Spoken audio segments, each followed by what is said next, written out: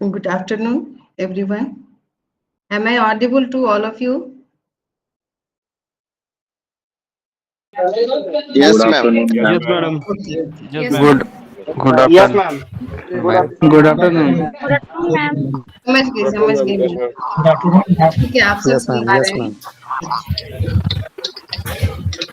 जैसा आप सब देख रहे होंगे, ऑनलाइन इंडक्शन मीटिंग है, जो आपने मैसेज भी रिसीव किया था, उसमें ये आप इंफॉर्मेशन दी रीजनल सेंटर के एक अध्ययन केंद्र 0500 में आप मैम जब वॉइस जस्ट मिनट, अपना माइक ऑफ कर लीजिए, फिर बात करने के लिए आपको टाइम दिया जाएगा। अभी माइक ऑफ कर लीजिए सभी। प्रिंस कुमार, माइक ऑफ कर लीजिए। ये इंडक्शन मीटिंग आप सबको इसलिए बुलाया जाता है कि आपके सारे प्रोग्राम्स में, पूरे प्रोग्राम के दौरान कितने क्या क्या करने हैं, कब करने हैं और कैसे करने हैं, जिससे आपका प्रोग्राम जो है सक्सेसफुली कंप्लीट होने में आपको कोई बीच में कोई व्यवधान या हर्डल नहीं आए। इसके लिए इंडक्शन मीटिंग होती है, जो ये एकेडमिक सेशन का फर्स्ट डे माना जाता है इग्नू के जो कोर्स ऑफ स्टडीज हैं उसके दौरान। तो आप सब सभी का मेरे रीजनल सेंटर की तरफ से, इग्नू के तरफ से आप सबका इस इग्नू के एकेडमिक सेशन में बहुत बहुत स्वागत है। और आज के बाद आपको अपने कार्यक्रम यानी एमसीए न्यू और एमसीए ओएल के स्टूडेंट जो हैं उनके अपने प्रोग्राम के बारे में, आपके रीजनल सेंटर के बारे में, आपकी यूनिवर्सिटी के बारे में वो तमाम इंफॉर्मेशन अभी दे दी जाएंगी, जिससे आपके मन में जितनी भी कठिनाइयां या जितनी भी जिज्ञासाएं थी कि हम कैसे पढ़ेंगे, क्या करेंगे, कब क्या एक्टिविटी होगी, जिसके लिए आपको बार बार स्टडी सेंटर या रीजनल सेंटर आना पड़ रहा था, तो वो सब आपकी एक्टिविटीज बंद हो जाएंगी और आप खुद से आप अपना काम करना शुरू कर देंगे। और बीच में कोई समस्या आती है तो उसके लिए आपका अध्ययन केंद्र जो रीजनल सेंटर के अंदर ही है, 0500 जिसका कोड है, और उसके इंचार्ज या कोऑर्डिनेटर इंचार्ज जो है रीजनल डायरेक्टर खुद ही हैं, और बहुत सारे वहाँ असिस्टेंट कोऑर्डिनेटर हैं, 3-4 लोग हैं जो आपको गाइड करते रहेंगे टाइम टू टाइम अगर कोई समस्या आती है तो। इसके अलावा हम असिस्टेंट रीजनल डायरेक्टर्स होते हैं रीजनल सेंटर के अंतर्गत, जहाँ आपको अगर काउंसलिंग से कोई दिक्कत आती है तो आपको उसके लिए एआरडीज जो भी है वो उनका नाम अभी मैं सेशन में बता दूंगी, या असाइनमेंट से रिलेटेड कोई परेशानी होगी तो किनसे मिलना है वो भी मैं बता दूंगी। अभी सबसे पहले हम लोग अपने जो regional director regional centre Patna के हैं उनसे आपका परिचय करवाते हुए उनसे मैं आग्रह करूंगी कि वो हमारे स्टूडेंट्स जो जनवरी 2024 में इन्वॉल्व हुए हैं एमसीए न्यू प्रोग्राम में, और सबसे अच्छी बात यह है कि इनका रीजनल सेंटर के अंदर जो हमारा स्टडी सेंटर है उस वही इनका अध्ययन केंद्र है, जिसके लिए सर और हम सब मिलके काफी मेहनत करते हैं कि आपको वो अच्छी सुविधाएं हम यहाँ पे दे सकें, और क्वालिटी एजुकेशन जो हम कहते हैं कि हमारे पास सपोर्ट सर्विसेज की बहुत अच्छी लंबी एक श्रृंखला है, जिसमें हर तरह से हम आपको सपोर्ट करते हैं, चाहे वो फिजिकली हो, ऑनलाइन हो, वेब बेस्ड एक्टिविटीज हो, तो उन सब के माध्यम से हम आपको बेहतर सुविधाएं आपको दे सकें। और अब समय आ गया है कि हम अपने वरीय से क्षेत्रीय निदेशक को इनवाइट करें और वो आप सबको गाइड करेंगे और आपको आशीर्वचन देंगे। तो अगर सर आप प्रेजेंट हैं इस लिंक में तो काइंडली आप माइक और वीडियो ऑन कर लीजिए, मुझे नहीं दिख रहा है sir. Thank you doctor Shalini.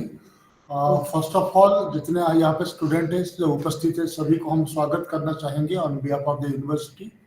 जैसे डॉक्टर शालिनी ने बताया कि you are Dabali privileged because जो एमसीए के जो स्टूडेंट है उनको जो स्टडी सेंटर दिया गया है, रीजनल सेंटर के अंदर जो स्टडी सेंटर है उसी के अंदर जो उसी में आपको अटैच किया गया है। यहाँ पे हम तो यहाँ पे officially I am the coordinator here, और यहाँ पे आपका 4 असिस्टेंट कोऑर्डिनेटर है जो आपको अलग अलग चीज के लिए मदद करने के लिए है। डॉक्टर अनिल कुमार है जो कि ओवरऑल आपका इंचार्ज है, और एक है डॉक्टर पद्माकर झा है जो कि असाइनमेंट देख रहे हैं। डॉक्टर राहुल है जो कि आपका काउंसलिंग सेशंस का देख रहे हैं, और मिस्टर शिव कुमार सिन्हा है जो कि उनका तबीयत ठीक नहीं चल रहा है, तो इसे वो प्रैक्टिकल्स देख रहे हैं। तो धीरे धीरे वो जो सारे जो चीज़ें हैं जैसे डॉक्टर शालिनी आपको बता रहे थे वो कैसे होगा, कब होगा और आपको कैसे करना है, वो सारी चीज़ों के बारे में आपको बता दिया जाएगा। अभी जैसे कि अभी जो इंडक्शन मीटिंग का पर्पस क्या है, डिस्टेंस एजुकेशन का जो यहाँ पे जो पढ़ने का और पढ़ाने का जो तरीका है थोड़ा अलग है। आप लोग जितने भी यहाँ पे हैं, मुझे लगता है कि कम से कम 80 से 90% लोग ऐसे होंगे जो कभी भी किसी भी यूनिवर्सिटी से डिस्टेंस मोड में कोई कोर्स नहीं किए होंगे। यहाँ पे सबसे बड़ा जो है, आपको पता होना चाहिए कि आपके ड्यूटीज क्या है, आपके रेस्पॉन्सिबिलिटीज क्या है और आपके राइट्स क्या है। दोनों चीज आपको पता होना जरूरी है। ड्यूटीज एंड रेस्पॉन्सिबिलिटीज में पहला तो ये है, हम रिक्वेस्ट करेंगे कि आप यूनिवर्सिटी का जो वेबसाइट है www.ignu.ac.in, जहां जाके आप एडमिशन किए थे अपना, उस वेबसाइट को कंटिन्यूअसली रेगुलरली देखते रहिए। जब भी आपको टाइम मिलता है, whenever you get free time, वहां जाके उसको देखिए। आपके बारे में, आपके प्रोग्राम के बारे में कोई नया अनाउंसमेंट तो नहीं है, कहीं एग्जामिनेशन का लिंक तो नहीं है, कहीं रजिस्ट्रेशन का लिंक तो नहीं है। ये सारी चीजें आपको बार बार वहां पे देखना जरूरी है, नंबर 1। नंबर 2, जो रीजनल सेंटर का जो वेबसाइट है rcpatna.ignu.ac.in, ये दो वेबसाइट पर आप रट के रखिए। मैं विनोद जी को रिक्वेस्ट करूंगा कि चैट बॉक्स में उसको डाल देंगे।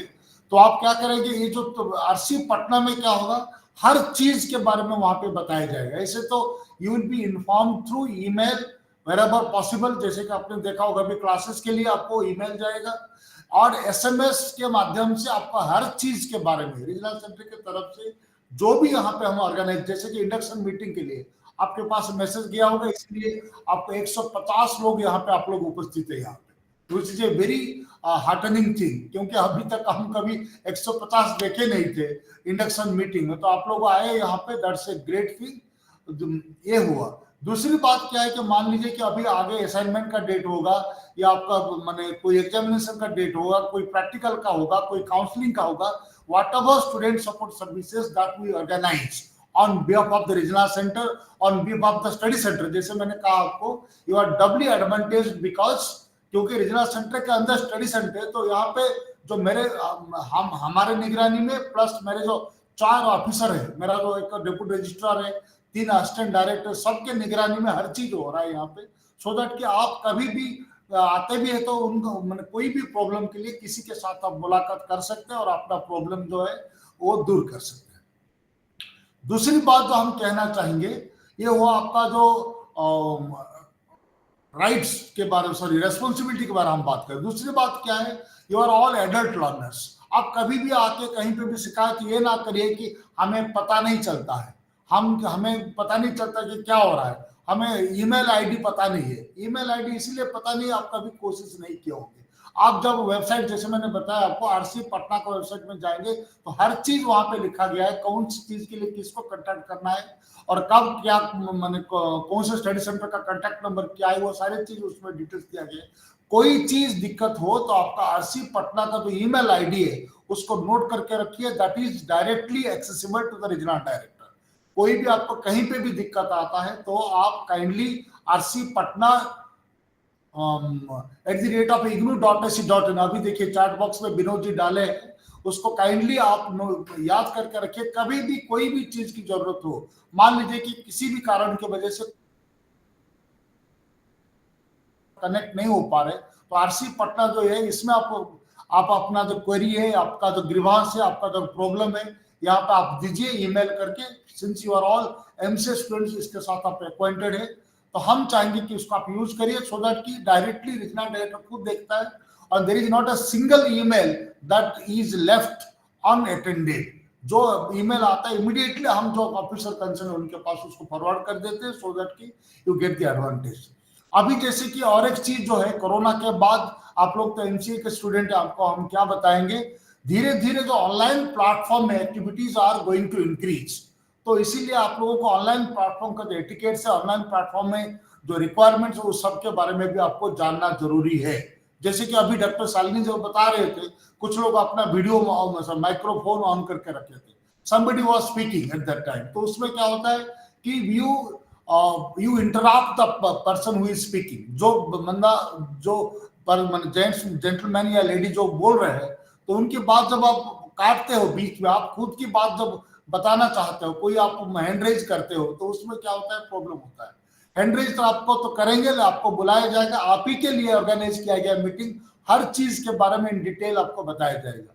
2-3 चीजें जो हम बताना चाहेंगे, अभी तो राइट्स के बारे में हम अभी ड्यूटीज के बारे में हम बताएं, अभी आपको राइट बताएंगे। आपको रेस्पॉन्सिबिलिटी क्या है। रेस्पॉन्सिबिलिटी क्या है कि आपको असाइनमेंट्स ठीक टाइम पे जमा करना है, आपको टॉर्मेंट पेपर जो है, आपका जो प्रोजेक्ट जो रिपोर्ट है उसका ठीक टाइम पे जमा करना है, आपको जो रजिस्ट्रेशन आपको जैसे, क्योंकि आपका सेमिस्टर बेस्ड प्रोग्राम है इसीलिए आपको 6 महीने के अंदर आपको रजिस्ट्रेशन करना होगा। ये इग्नू में एक सिस्टम है, आपको याद रखना होगा सभी को कि आप कंप्लीट करते हो या नहीं करते हो फर्स्ट सेमिस्टर, आपको सेकेंड सेमिस्टर का रजिस्ट्रेशन करना जरूरी है। कुछ ही दिन में आपको सेकेंड ईयर का रजिस्ट्रेशन का लिंक आ जाएगा सेकेंड सेमिस्टर का, तो उसको आपको करना है। आप एग्जाम देते हो नहीं देते हो दैट डजंट मैटर, लेकिन आप नहीं करोगे तो क्या होगा कि you will be 6 months back. अभी असाइनमेंट के लिए आपको अभी लिंक हम लोग खोल दिया, ऑनलाइन लिंक, क्वेश्चन भी आ गया होगा, स्टडी मटेरियल आपको मिल गया होगा। I have requested my colleague जो असाइनमेंट स्टडी मटेरियल देखते हैं, अभी थोड़ी देर में आपको स्टडी मटेरियल का लिंक दे देंगे। जिनको भी नहीं मिला है स्टडी मटेरियल तो हम रिक्वेस्ट करेंगे जो स्टडी मटेरियल जो लिंक है एमसीए न्यू का जो स्टडी मटेरियल उसको डाउनलोड करके अभी से आज के डेट से, जैसे डॉक्टर सालिनी बता रहे थे आपको, ये डे 1 का एकेडमिक एक्टिविटी का डे 1 हो गया। आज से आपका पढ़ाई शुरू कर लीजिए। अभी देखिए स्टडी मटेरियल का लिंक भी आ गया, उसको आप कॉपी करके रख लीजिए, नहीं तो आपको व्हाट्सएप में ले लीजिए and you keep it for all time to come reference के लिए, क्योंकि उसमें से स्टडी मटेरियल डाउनलोड करके पढ़ाई कर सकते हैं। असाइनमेंट का डेट अभी बढ़ा दिया गया, my colleagues were telling me, अभी तो मेल नहीं आया लेकिन मुझे लगता है कि वेबसाइट में आ गया होगा। तो असाइनमेंट का डेट भी बढ़ गया है, 30 अप्रैल तक बढ़ा दिया गया है। इनकेस किसी भी कारण की वजह से, गॉड फॉरबिड, क्योंकि आप लोगों का अपना अपना कमिटमेंट है इग्नू में, तो इसीलिए लोग आते हैं because they are not able to do it through the regular mode. कोई आप कहीं पे कोई जॉब में है, कोई हाउसवाइफ है, कोई कहीं पे और कोई एंगेजमेंट में है, तो जिसके वजह से वो पढ़ाई नहीं कर पा रहे, तो इसीलिए आप लोग आए यहाँ पे। तो इसीलिए थोड़ा बहुत आपको रिलैक्सेशन दिया जाएगा असाइनमेंट सबमिट करने के लिए।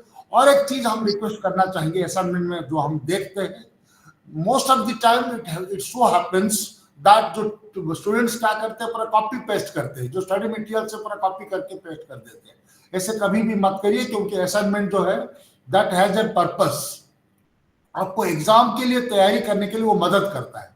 तो इसलिए हम चाहेंगे कि थोड़ा सा इसको पढ़िए किताब को, और हमारे जो क्वेश्चंस आपको देखेंगे असाइनमेंट में, they are all application oriented questions. Direct किताब से उठा के आप आंसर लिख देंगे, ऐसे कभी पॉसिबल नहीं हो पाएगा। तो ये है। और classes as much as possible हम तो चाहेंगे कि आप क्लासेस अटेंड, कुछ ही दिन में हम लोग फिजिकल क्लासेस भी शुरू करेंगे, क्योंकि अभी हम देख रहे थे कि 411 लोग एडमिशन किए स्टडी सेंटर में, और आप ऑनलाइन मोड में 36 लोग admission. That means it comes to nearly 450 students, जो कि पटना रीजनल सेंटर में रिकॉर्ड एनरोलमेंट है एमसीए में। तो हम चाहेंगे कि आप लोग जो है, आपका प्रैक्टिकल्स हुआ, थ्योरी काउंसलिंग हुआ, जो भी सेशंस होते हैं उसको काइंडली रेगुलरली अटेंड करने के लिए कोशिश करिए। प्रैक्टिकल तो कंपलसरी है, 75% अटेंडेंस नहीं होगा तो आपका आगे प्रैक्टिकल एग्जाम देने के लिए आपको अलाउ नहीं किया जाएगा। तो इसीलिए हम रिक्वेस्ट करेंगे कि आपका जो मैंडेटरी रिक्वायरमेंट है वो सबको पूरा करिए। अभी राइट्स क्या है, राइट्स जैसे मैंने कहा आपको, पहला तो हो गया किताब हो गया। अभी दूसरी बात क्या है कि आप लोग एग्जाम देंगे, जून 7 से एग्जाम शुरू होगा, जुलाई 13 तक चलेगा, और रिजल्ट आपको हमारा 60 days university, I think IGNOU is the only university in the country जो कि आपका 60 डेज के अंदर सारे रिजल्ट निकल देते हैं। माने आप विश्वास नहीं करोगे, इवन आपका एग्जाम चलने के टाइम पे भी रिजल्ट निकल जाता है हमारा। मतलब एग्जाम एक तरफ से एग्जाम शुरू होता है, और बाकी जो पेपर का एग्जाम खत्म हो गया उसका एक पेपर जिसका 15 दिन कंप्लीट हो गया एग्जाम खत्म होने के बाद, उसका रिजल्ट निकलना शुरू हो जाता है धीरे धीरे। तो ये जो सुविधा हम लोग इसीलिए दे रहे हैं कि बच्चे कोई मार्केट कंपटीशन से छूट ना जाए। That means we are always here to provide you all facilities of everything, every kind at every level. तो इसीलिए आप लोग उसका भरपूर फायदा उठाइए। मेरे कलीग डॉक्टर शालिनी है और बाकी एकेडमिक काउंसलर्स भी होंगे, और आप लोग सारे जितने भी मन में आपके क्वेरी है वो सबको यहाँ पे दूर कर दिया जाएगा। और हम चाहेंगे कि आप इसको जो प्रोग्राम को जो मिनिमम पीरियड है, ध्यान रखिए इसको। सबको मेरा एक ही अनुरोध है, रीजनल डायरेक्टर, मेरा अभी 16th ईयर है रीजनल डायरेक्टर। एक चीज मैंने देखा है कि बार बार एक चीज मैंने देखा है, जो मैक्सिमम पीरियड रखा है उसमें बच्चे फंस जाते हैं। आपको हम सभी को अनुरोध करना चाहेंगे कि मिनिमम पीरियड के अंदर इस प्रोग्राम को कंप्लीट करिए, सो दैट कि जिस उद्देश्य को लेके आप इग्नू में एडमिशन किए थे एमसीए में, वो पर्पस आपका सर्व हो पाएगा। मार्केट में आप कंपटीशन में भाग ले पाएंगे या अपने जॉब में अपवर्ड मूवमेंट में आपको मदद मिलेगा। Thank you very much. I will be here to listen to you and my colleagues. All the best. Thank you very much. Thank you so much sir. बहुत शॉर्ट में और सारी जानकारी आपने दे दी सर, बहुत धन्यवाद आपका। और हमारे जितने भी एमसीए न्यू के लर्नर हैं और एमसीए ओएल के लर्नर हैं, आपको आपके प्रोग्राम से रिलेटेड जितने भी इंफॉर्मेशन है उसको आपको ध्यान से भी सुनना है। और मैं एक छोटा सा प्रेजेंटेशन भी आप सबके साथ में शेयर करूंगी, उसको आप ध्यान से देखेंगे। और जो भी स्लाइड आपको ऐसा लगेगा कि बहुत इंफॉर्मेटिव है, तो आप चाहें तो उसकी स्क्रीनशॉट लेके रख लें, या फिर आप अपने पास में नोटपैड और एक पेन रखिए और उसको नोट डाउन कर लीजिए। ये सारी इंफॉर्मेशंस जो अभी हम आपसे शेयर करने वाले हैं वो सभी आपके प्रोग्राम गाइड में ऑलरेडी लिखे गए हैं। और उसके अलावा जो इम्पोर्टेंट पॉइंट्स होते हैं ना, जो प्रैक्टिकली हमने फील किया है, उन सबको भी मैंने इंक्लूड करके एक मैं अपना प्रेजेंटेशन बनाया है, जिसमें आपके प्रोग्राम के पूरे डिटेल्स, स्ट्रक्चर, प्रैक्टिकल प्रोजेक्ट और आपसे रिलेटेड जितनी भी समस्याएं आपको आती हैं प्रोग्राम के दौरान, उस सबको मैं हर एक स्लाइड में डिस्कस करती जाऊंगी। और लास्ट में आपको 10 to 12 मिनट्स हम आपको समय देंगे, जिसमें आपके माइक्स ऑन कर दिए जाएंगे और आप 1 to 1 इसके बाद भी कि हमने जितने भी आपके सवालों का जो एक्सपेक्टेशन था हमारा कि ये सब चीज इनकी दिक्कतें होती हैं, उन सबको मैं एक्सप्लेन कर दूंगी। उसके बाद भी अगर कुछ बच जाएगा तो फिर आपको 10 से 12 मिनट जो समय दिया जाएगा उसमें 1 by 1 हम उन सबके क्वेरीज को ले लेंगे और उसको हम रिजॉल्व करने की या आपको उसका सॉल्यूशन बताने की कोशिश करेंगे। इस बीच में आपको बस ध्यान से सुनना है, ना कि सिर्फ आप इसमें लिंक में रहें अटेंड करने के लिए। बिल्कुल आपको सुनते रहना है। और जब तक ये प्रोग्राम पूरी तरीके से हम ये ना कह दें कि हम इसको वाइंड अप कर रहे हैं और हम अगली बार किसी और सेशन में मिलेंगे, तब तक आप इसको जितने इंफॉर्मेशन हम शेयर कर रहे हैं उसको आप ध्यान से अगर सुनेंगे, तो जैसा सर ने अभी बताया, रीजनल डायरेक्टर सर ने, कि आप मिनिमम ड्यूरेशन ऑफ पीरियड जो हमारा है कोर्स का, उसमें ही आप इसको कंप्लीट करें। अगर कोई भी व्यवधान आपके इसमें आता है, तभी आप वो आगे की तरफ बढ़ते हैं। यानी आपका एमसीए न्यू जो 2 साल में आपको पूरा करना है, हो सकता है 2.5 लग जाए, या फिर 3 साल तक आप उस दिक्कतों का सामना करते हुए पहुंच जाएं। तो ये बिल्कुल हम लोग नहीं चाहते हैं। आप अपने मिनिमम ड्यूरेशन के अंदर ही अपने प्रोग्राम को सक्सेसफुली कंप्लीट करिए और आपकी डिग्री मिल जाए। तो ये पहला एकेडमिक सेशन जो इंडक्शन मीटिंग है, इस दौरान मैक्सिमम जो इश्यूज आपके पास आएंगे या अभी आ रहे होंगे, उन सब का हम सॉल्यूशन आज के दिन ही बता देते हैं, ताकि आप जो भी मीटिंग अटेंड कर रहा है वो तो इसका बहुत बड़ा बेनिफिशियरी है, पर जिस लोगों ने नहीं इस मीटिंग में ज्वाइन किया किसी भी कारण से, तो उन सबके साथ में वो दिक्कतें आएंगी। अगर आपके वो फ्रेंड्स हैं तो आप इनको बता सकते हैं कि ये आज की मीटिंग रिकॉर्डेड मीटिंग है, और इसको हमारे यूट्यूब चैनल जो आरसी पट्टा का यूट्यूब चैनल है, जिस चैनल का लिंक जो है वो भी इसमें चैट बॉक्स में डालेंगे विनोद जी, तो आप उस लिंक के थ्रू वहां जाके हर नोटिफिकेशन के लिए पहले तो आप उसमें जाके उसको लाइक शेयर और जो नोटिफिकेशन के लिए बेल आइकन को दबाना होता है उसको आप दबा लें, ताकि हम जब भी कुछ उसमें डालेंगे तो आपको नोटिफिकेशन मिल जाएगी और आप उसको ज्यादा से ज्यादा स्टूडेंट में शेयर कर देंगे, ताकि सभी को ये इंफॉर्मेशन जो है वो मिल सके। क्योंकि आपने सुना कि अभी 450 स्टूडेंट्स हमारे पास हैं एमसीएनयू के, और हमारे पास प्रेजेंस दिख रही है 166 की। तो एक संख्या, बहुत बड़ी संख्या है जो आज की मीटिंग में प्रेजेंट नहीं है। तो उन सब के लिए ये इन्फॉर्मेशन था। और इसके बाद में तुरंत ही आपके प्रोग्राम से संबंधित जितनी भी जानकारियां हैं उसको शेयर करूंगी प्रेजेंटेशन के माध्यम से। और मैं बस जस्ट 1 मिनट लूंगी अपने प्रेजेंटेशन को शेयर करने की।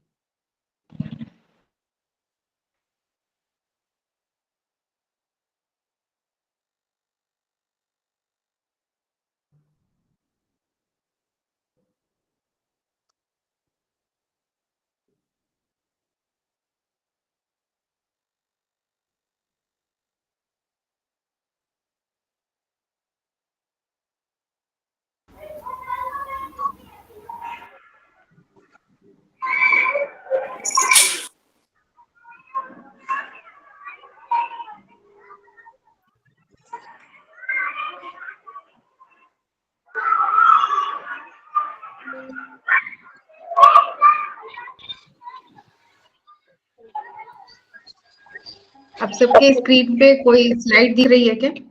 कोई एक बता देगा। Yes ma'am. दिख रही है। Okay, good. अभी जब तक मैं अपना प्रेजेंटेशन दूंगी आप सबका माइक ऑफ रहेगा। इस दौरान आप सब जो भी डिस्टरबेंस आती है उससे बचने के लिए इंस्ट्रक्शन है कि आपके माइक ऑफ कर दिए जाएंगे, पर जैसे ही मेरा ये सेशन खत्म होगा फिर आपके माइक ऑन कर दिए जाएंगे, जिसमें हम क्वेश्चन आंसर सेशन लेंगे और आपकी जो जिज्ञासाएं हैं या जो डाउट्स हैं उसको क्लियर करेंगे। सबसे पहले मैं आपको ये बता दूं, मैं डॉक्टर शालिनी हूँ, असिस्टेंट रीजनल डायरेक्टर, और मैं आपके प्रैक्टिकल प्रोजेक्ट से रिलेटेड जितनी भी आपकी होंगी उनसे संबंधित वो इन्फॉर्मेशन मैं आपसे शेयर करती रहूंगी, और टाइम टू टाइम प्रैक्टिकल में या फिर प्रोजेक्ट सेशंस में आप उससे मिलते रहेंगे। पहले तो आपको अपने इसलिए प्रोग्राम के बारे में जानेंगे। जैसा आपने यूनिवर्सिटी के बारे में जाना, ओरिजिनल डायरेक्टर सर ने आपको बहुत अच्छे से बताया कि आप किस तरीके से अपने रिस्पॉन्सिबिलिटीज ड्यूटीज का आप उपयोग करते हुए अपने प्रोग्राम को क्लियर करेंगे। लेकिन आपके प्रोग्राम जो जिसमें आपने इनरोल किया है अपने आप को, वो एक Indira Gandhi national open university के रीजनल सेंटर पटना के अंतर्गत 500 स्टडी सेंटर में है, जिस प्रोग्राम का minimum duration I have already told you 2 years है, और ये 2 साल और मैक्सिमम ड्यूरेशन आपके 2 साल एक्स्ट्रा मिलते हैं 4 इयर्स। अब ऐसा नहीं है कि 2 इयर्स आपका लिखा हुआ है तो उसके बाद से 4 साल है। पूरे प्रोग्राम का ड्यूरेशन जो मैक्सिमम और मिनिमम पीरियड को हम काउंट करते हैं तो 4 इयर्स होता है। यानी आप किसी भी वजह से अगर आप अपने प्रोग्राम को ये 2 साल में नहीं पूरा कर पाते हैं तो आपको 2 साल एक्स्ट्रा मिलता है, जिसमें आपके लेफ्ट ओवर कोर्सेज या प्रैक्टिकल्स या प्रोजेक्ट जैसी एक्टिविटीज आपने नहीं पूरी की हैं तो उसको पूरी करके आप अपने प्रोग्राम को कंप्लीट कर सकते हैं। मीडियम ऑफ इंस्ट्रक्शन सिर्फ इंग्लिश है। आपको पता होगा कि जितने भी कंप्यूटर से रिलेटेड किताबें होती हैं या कोई भी एक्टिविटीज जो है वो हिंदी में अवेलेबल नहीं है। तो कई बार आप आते हैं ये पूछने के लिए कि क्या हम इंग्लिश में ही लिखें या हिंदी में भी लिख सकते हैं, तो ये आपको बहुत क्लियरली ये बता दिया गया है कि आपके कोर्स मटेरियल भी इंग्लिश में ही उपलब्ध है और आपको लिखना भी इंग्लिश में ही पड़ेगा। और आपकी जितनी एक्टिविटीज, जैसे आप अपने प्रैक्टिकल के नोटबुक बनाते हैं या फिर प्रोजेक्ट बनाते हैं, उसमें भी आपका जो मीडियम ऑफ इंस्ट्रक्शन होगा वो सिर्फ इंग्लिश होगा। आपके स्कूल का नाम SOCIS है, इसको school of computer and information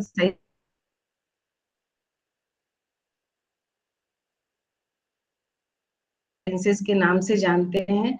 इसके प्रोग्राम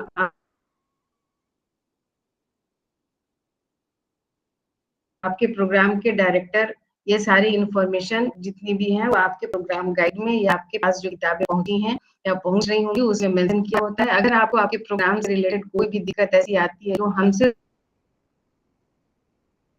उसके बाद सेंटर या आपके काउंसलर से नहीं सॉल्व हो सकती है, वो आपके प्रोग्राम कोऑर्डिनेटर जिन्होंने इस प्रोग्राम को लॉन्च किया है, जिनके डायरेक्शन में ये सारी एक्टिविटीज होती हैं, ईमेल के थ्रू लिख के आप पूछ सकते हैं। अब आपके पूरे प्रोग्राम का स्ट्रक्चर आप देखेंगे तो सर ने आपको बताया है कि ये प्रोग्राम जो है वो सेमेस्टर बेस्ड है, यानी 6 मंथ्स में आपको फिर से दोबारा रजिस्ट्रेशन करना है, फिर से एग्जामिनेशन देना है, और बशर्ते कि आप एग्जामिनेशन देते हैं या नहीं देते हैं, आपको अपने हर सेमेस्टर में री रजिस्ट्रेशन जैसी एक्टिविटीज को जरूर ध्यान से कर लेना है। अदरवाइज जो आपका ये एलिजिबिलिटी है ना वो 6 मंथ्स बैक चलने लगेगा, या फिर आप 2 बार अगर मिस कर गए तो 1 ईयर बैक आप जाने लगेंगे। तो आप इसको पूरे प्रोग्राम को इस तरीके से देखेंगे कि 1 साल में, जैसे आपने जनवरी में एडमिशन लिए हैं तो आप जून में एग्जामिनेशन देने के लिए एलिजिबल हो चुके हैं। इससे पहले कि आप एग्जामिनेशन देंगे, अगर एक लिंक आपको आपके वेबसाइट ignu.ac.in पे उपलब्ध मिले कि आपका री रजिस्ट्रेशन का एक लिंक आएगा जो हम टाइम टू टाइम शेयर भी करते हैं, अगर नहीं मिलता है आपको कोई लिंक तो आप खुद से वेबसाइट पे जाएंगे और आप ये देखेंगे कि जनवरी सेशन के स्टूडेंट को जो हमारा जुलाई सेशन आता है उसके लिए एक लिंक दिया जाए जिसमें आपको अपना रजिस्ट्रेशन दोबारा करना पड़ेगा। इसको हम री रजिस्ट्रेशन के नाम से जानते हैं। ये हमेशा वो न्यू में जाके देखेंगे, रेड कलर से एक लिंक वहाँ पे स्क्रॉल होती रहती है, या आप वहाँ पे जाके देखेंगे रजिस्ट्रेशन में कौन सा सेशन अभी उपलब्ध है, अपने ही सेशन में जाके आपको री रजिस्ट्रेशन करना होगा। और ये जनवरी के स्टूडेंट जो आप लोग हैं इन सबको एक बार असाइनमेंट जमा करने के बाद जून के एग्जामिनेशन के लिए एग्जाम फॉर्म भी भरना है, और इसके साथ ही जब आप एग्जामिनेशन दे के क्लियर कर लेते हैं तो इसके बाद की एक्टिविटी प्रैक्टिकल और प्रोजेक्ट की आती है। जो प्रोजेक्ट आपके 3rd सेमेस्टर में आएगा अभी उसके बारे में कंप्लीट इंफॉर्मेशन मैं दे दूंगी, क्योंकि बाद में फिर आप सब कंफ्यूजन में रहते हैं कि प्रोजेक्ट का क्या होगा, लेकिन प्रैक्टिकल प्रोजेक्ट को सेपरेटली मैं अलग अलग ढंग से आपको बता दूंगी। अब ये एग्जामिनेशन जो है आपको हर साल 2 बार देने पड़ेंगे। जो जनवरी के स्टूडेंट है वो जून में देंगे, जून का फर्स्ट सेमेस्टर, और सेकंड सेमेस्टर का री रजिस्ट्रेशन करने के बाद ही आप एलिजिबल होंगे कि हमारा वो दिसंबर का सेशन जब आएगा गवर्नमेंट एग्जामिनेशन का, उसके लिए आप फिर से असाइनमेंट जमा करके ऑनलाइन एग्जामिनेशन फॉर्म भरेंगे और आप दिसंबर के एग्जामिनेशन में अपियर होंगे। पूरे प्रोग्राम में जितने पूरा प्रोग्राम कोड आप MCNU है, उसमें थ्योरी, प्रैक्टिकल और प्रोजेक्ट कंपोनेंट है, जिसमें थ्योरी कोर्सेज आपके 15 है। 15 थ्योरी कोर्सेज के आपके असाइनमेंट लिखने होंगे। जितने भी थ्योरी कोर्सेज हैं इग्नू के आपके प्रोग्राम में, इसके अलावा हर थ्योरी कोर्स के साथ में एक असाइनमेंट लिखना होता है, जिसके क्वेश्चंस जो है हमारे वेबसाइट पे आप असाइनमेंट सेक्शन में जाके वहां से स्टूडेंट सपोर्ट या स्टूडेंट जोन में जाके वहां से भी लिख सकते हैं, या डाउनलोड्स में जाके वहां से डाउनलोड करके आप अपने क्वेश्चंस को आराम से पढ़ेंगे, उसका प्रिंट आउट निकाल के रखेंगे, और उसके बाद जो आपकी किताबें इंस्ट्रक्शनल मटेरियल मिलती हैं उनके प्रिंट आउट को पढ़ के फिर उसके आंसर्स अपने लैंग्वेज में लिख के जमा करते हैं। वो हम असाइनमेंट का जब डिटेल बताएंगे आपको तो उसमें ज्यादा इसके बारे में जानकारी आपको देंगे। दूसरा आता है आपका प्रैक्टिकल कोर्सेज। ये मैंडेटरी है, हर किसी को करना है, वेदर कि वो अपने स्टूडेंट ऑनलाइन एडमिशन लिया है और OL का लर्नर अपने आप को समझ रहा है, लेकिन प्रैक्टिकल कोर्सेज जो है वो कभी भी ऑनलाइन नहीं हो पाती हैं। अगर अभी तक तो ये पॉसिबल नहीं हो पाया है कि OL वाले स्टूडेंट्स के लिए ऑनलाइन कुछ एक्टिविटीज इस तरीके की प्रैक्टिकल कोर्सेज के लिए हो, पर अभी आपको ODL स्टूडेंट के साथ में ये फैसिलिटी प्रोवाइड की गई है कि आप जब भी हमारा शेड्यूल होता है ये प्रैक्टिकल सेशन, तो OL के स्टूडेंट भी जाके इसमें अपीयर होंगे, और अटेंड करने के बाद जो इसकी क्राइटेरिया है कि किस तरीके से आप प्रैक्टिकल एग्जामिनेशन में शामिल हो पाएंगे उसके बारे में हम अलग से इंफॉर्मेशन देंगे। और आपका एक मैंडेटरी पार्ट प्रोजेक्ट भी है जो कौन से सेमेस्टर में आएगा। वो सिंगल एक प्रोजेक्ट है जिसको 3 सेमेस्टर में तो आप प्रैक्टिकल्स करते हैं, पर चौथे सेमेस्टर में आपको प्रोजेक्ट करना होता है। ये टोटल आपके 22 कोर्सेज हैं जो आप पूरे प्रोग्राम के दौरान उसमें आप रजिस्टर्ड होंगे, जो अभी फर्स्ट सेमेस्टर में है, उसके बाद सेकंड सेमेस्टर में कुछ मिलेंगे। इस तरीके से हर सेमेस्टर में आपको थोड़े थोड़े अलॉट करते जाएंगे हम, और आपके टोटल जो कोर्सेज होंगे वो होंगे 22। अभी 22 कोर्सेज जो हैं आपके, टोटल नंबर ऑफ उसकी क्रेडिट्स जो है वो हमने 80 बताई हैं। तो एक क्रेडिट जो होता है ना, वो आप समझ सकते हैं कि आपको कितनी मेहनत करनी होगी आपको पूरे प्रोग्राम को कंप्लीट करने के लिए। तो पूरे 80 क्रेडिट को पूरा करने के लिए आपको ये समझना चाहिए कि एक क्रेडिट कितने स्टडी आवर्स के इक्विवेलेंट होगी। तो एक क्रेडिट लिखेंगे, आप इधर समझेंगे कि उसके लिए आपको 30 आवर्स डिवोट करने होंगे अपनी पूरी एकेडमिक एक्टिविटीज प्लस आपकी वो स्टडीज। सो सेल्फ स्टडी, आपका असाइनमेंट लिखना, आपके फॉर्म्स भरना, आपको स्टडी सेंटर में जाना, सभी कुछ मिला के आपको 30 घंटे एक क्रेडिट के लिए स्पेयर करने होते हैं। अगर आप ऐसा नहीं कर पाते हैं तो बहुत अच्छे अंक आपको नहीं मिलेंगे, या फिर आपकी कुछ एक्टिविटीज नहीं हो पाएंगी पूरी। तो आपको क्रेडिट्स के बारे में इसका हमेशा ही ध्यान रखना है, क्योंकि हम अपने जो कोर्सेज हैं उनको क्रेडिट्स के अकॉर्डिंग ही, जैसे आप हर चीज को नाप तोल के समझते हैं ना कि ये इतना केजी में है और ये इतने लीटर में है, तो आप अपने स्टडीज को भी क्रेडिट्स में बांट के ही समझेंगे, और उस क्रेडिट के अकॉर्डिंग आपको प्रैक्टिकल के सेशंस, आपके असाइनमेंट के मार्क्स और आपके जो प्रोजेक्ट हैं उन सबके क्रेडिट्स अलग अलग डिवाइड किए गए हैं। उन क्रेडिट के अकॉर्डिंग आपके फीस भी लिए जाते हैं, और जब आप कोई मिस कर जाते हैं प्रैक्टिकल या प्रोजेक्ट तो उसके प्रोराटा फी भी क्रेडिट्स के अकॉर्डिंग आपको पेमेंट करने पड़ते हैं। तो क्रेडिट का ध्यान हमेशा रखेंगे, कौन से कोर्स में कितने क्रेडिट के हैं और उसके अकॉर्डिंग आपके क्या फीस लगने हैं। अभी आपका एडमिशन कंफर्म हो गया है। आपको सबसे पहला काम आपने कर लिया होगा कि अपने आई कार्ड को डाउनलोड करके उसकी कलर प्रिंट आउट निकाल के रख ली होगी, और उसके अलावा आप एक छोटा सा ऐसा इंफॉर्मेशन है जो मैं आपसे शेयर करना चाहती हूँ कि आप सबको देख लेना चाहिए पहले ही वेबसाइट पे जाके कि आपके रजिस्ट्रेशन जो हुए हैं उसमें आपके जो आपके पर्सनल इंफॉर्मेशन से आपने खुद से लिखे हैं वो सही है या नहीं है, क्योंकि ये कंटिन्यूअसली आपके उसी एड्रेस, ईमेल आईडी या मोबाइल नंबर पे हम मैसेजेस शेयर करते रहते हैं, और ये कंप्लीशन के बाद भी वही इंफॉर्मेशन आपके मार्कशीट पे या आपकी डिग्री सर्टिफिकेट जो मिलती है उस पे वो अंकित हो जाएंगी। इसलिए आपको ये ध्यान देना है कि आपके नेम का, आपके फादर का या गार्जियन के नेम का स्पेलिंग कहीं कोई मिस्टेक तो नहीं हो गई है। अगर छूट गया है या गलती हो गई तो उसका करेक्शन विदाउट किसी फी के आप रीजनल सेंटर में एक एप्लीकेशन देकर उसको सही करवा सकते हैं। आप अपनी ईमेल आईडी चेक करेंगे, अपना मोबाइल नंबर अगर आपने खुद का नहीं डाला है तो उसको भी चेंज करवा सकते हैं, ताकि आपको सही समय पे आप खुद को इंफॉर्मेशन मिल जाए। कई बार हमारे स्टूडेंट्स जब सहारा लेते हैं किसी साइबर कैफे की एडमिशन के लिए, तो वो खुद का अपना ईमेल आईडी या अपना मोबाइल नंबर डाल देता है, जिसकी वजह से जो इन्फॉर्मेशन उनको मिलनी चाहिए वो उनको नहीं मिल के हमारे स्टूडेंट्स के पास नहीं जाके वो कैफे में चली जाती है, और कैफे वाले कई बार इसका गलत उपयोग भी कर लेते हैं। तो आप सबको इन सब बातों का ख्याल रखना चाहिए। आपके कंपलसरी जो प्रैक्टिकल सेशंस हैं वो आपके वर्क सेंटर पे या एलएससीज में हो रहे हैं, लेकिन ये एलएससी रीजनल सेंटर के अंदर आ रहा है। इसके लिए एक वर्क सेंटर है जो महेंद्रू में है। उस वर्क सेंटर पे हम प्रैक्टिकल शेड्यूल्स अपलोड करके आपको इन्फॉर्म करते हैं, और वहां जाके आपका ये कंपलसरी पार्ट जो है वो पूरा किया जाता है। उसके बाद फिर उस प्रैक्टिकल में क्या होता है इस सेक्शन में जब हम लोग आएंगे तो उसका डिटेल देखेंगे। अभी आपकी किताबें जो आती हैं वो आपके एक रेफरेंस लाइब्रेरी हमने रखी हुई है, जो ई ज्ञान कोश, जैसे सर ने भी बताया था कि हमारा जो सॉफ्ट कॉपी है स्टडी मटेरियल का वो ई ज्ञान कोश पे उपलब्ध रहता है। अगर हार्ड कॉपी आपने ऑप्ट किया हुआ है तो हार्ड कॉपी तो आपको मिलेंगी या मिलनी शुरू हो गई होंगी। जिन लोगों ने अपना 15% डिस्काउंट लिया है कि नहीं मुझे ऑनलाइन किताबें ही चाहिए, तो वो ई ज्ञान कोश से जाके डाउनलोड करके पढ़ेंगे। उसका भी डिटेल आगे के सेक्शन में हम लोग देखते जाएंगे। ये सारे इंस्ट्रक्शन के सिस्टम है हमारे यहाँ कि किस किस तरीके से हम आपको अपने इंस्ट्रक्शनल मटेरियल को या फिर हमारे वो पूरे सिस्टम में क्या क्या चीजें आती हैं उसका हमने एक छोटा सा ये स्लाइड तैयार किया, जिसमें आपको एक वेब बेस्ड एकेडमिक सपोर्ट दिख रहा होगा। ये बहुत इंपॉर्टेंट है कि आपके पास अगर प्रिंट मटेरियल आ गई है, उसके पीडीएफ को आपने डाउनलोड करके अपने पास रखा है, या आप उसकी कॉपी लेके घूम के पढ़ सकते हैं, या फिर आपको जो हम वेब कॉन्फ्रेंस के थ्रू, टेली कॉन्फ्रेंस के थ्रू या ज्ञान दर्शन चैनल के अकॉर्डिंग हर जगह आपको वो सपोर्ट सर्विसेज दी जाती हैं जो आपके कंटेंट, आपके प्रोग्राम के कंटेंट से रिलेटेड होती हैं, और उसका फायदा आप उठा सकते हैं। तो इन सब के बारे में आगे के स्लाइड्स में हम लोग डिस्कशन करेंगे और उसको देखेंगे कि उसका उपयोग आप कैसे कर सकते हैं।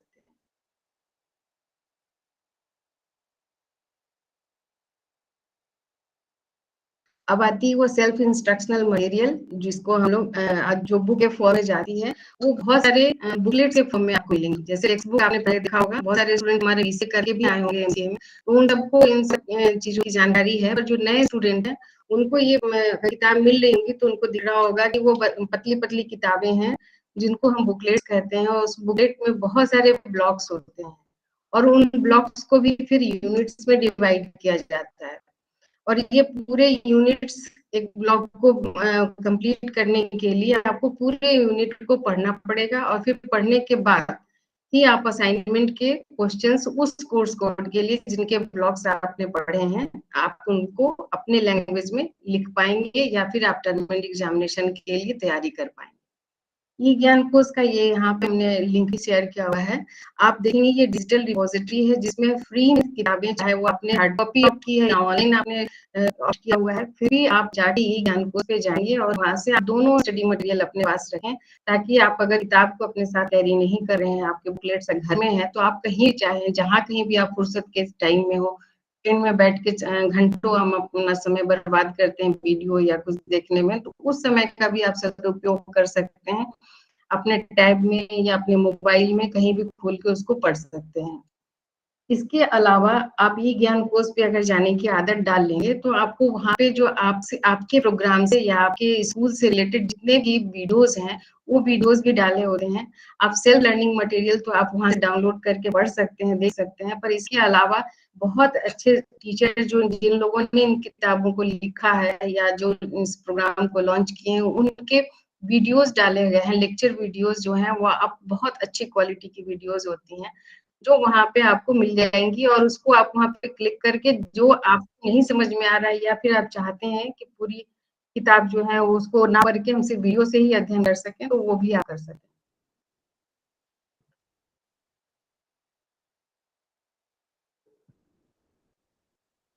एक सेकेंड आप होल्ड करें प्लीज।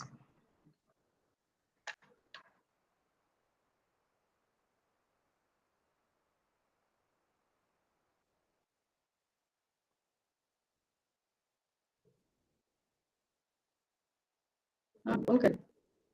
अच्छा,